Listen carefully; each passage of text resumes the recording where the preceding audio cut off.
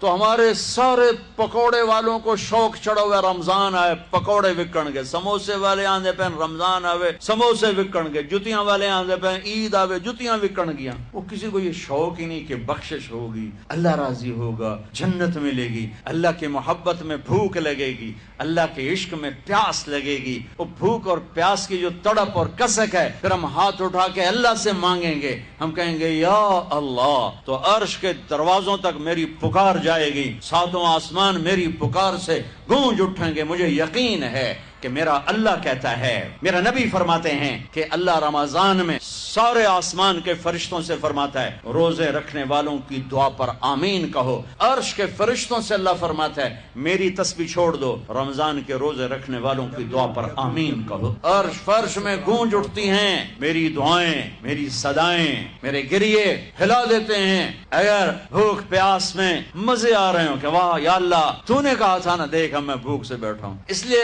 افطار کے وقت دعا کیوں قبول ہے؟ کھانا سامنے ہے، پانی سامنے ہے، اور کان لگے ہوئے ہیں سائرن کی آواز پر، تو اللہ کہتا ہے یہ فرشتہ، یہ میرے بندے، کھانا بھی سامنے ہے، پانی بھی سامنے، یہ کیوں نہیں کھا رہے، یہ کیوں نہیں پی رہے؟ بولو یا اللہ تیری محبت، میری محبت، چلو تم گواہ رہو، میں نے معاف کیا، چل میرا بندہ مانگ، کھانے سے پہلے مانگ۔ وہ وقت مانگنے کا ہوتا ہے، پکوڑے کھانے کا نہیں ہوتا، سموسے دکن کا نہیں ہوتا۔